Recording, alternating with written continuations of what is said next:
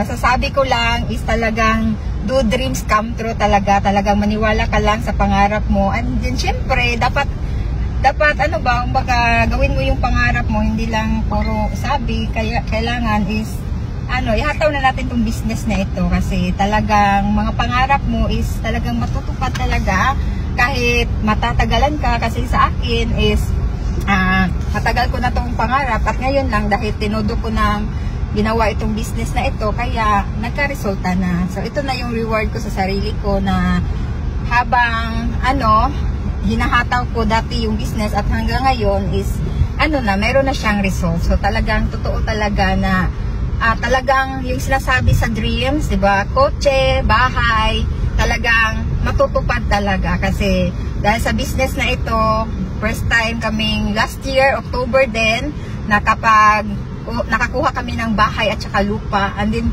this year na naman, 2024, meron na naman kaming car. Ay, grabe! Napaka talaga, overwhelming, happy. Hindi mo kumbaga, hindi mo ma-explain kung ano yung pakiramdam. Talagang kumbaga, kumbaga, yung deepest why mo talaga. Talagang, alamin mo. Kasi yung deepest why ko talaga, yung anak ko. Kasi, palagi kaming naglalakad, ganun ba? Tapos, pag alabas namin sa bahay, sigaw na yung anak ko, motor! Kaya tapos, mainit. And then, mag-i-school na yung anak ko next year, kaya kailangan namin ng transportation. And then, para din sa business, para madaling makahataw, makapunta sa mga downline, syempre, di ba? And then, sa family din, ayan, di ba? So, grabe talaga, happy so much. Kakaiyak. Char!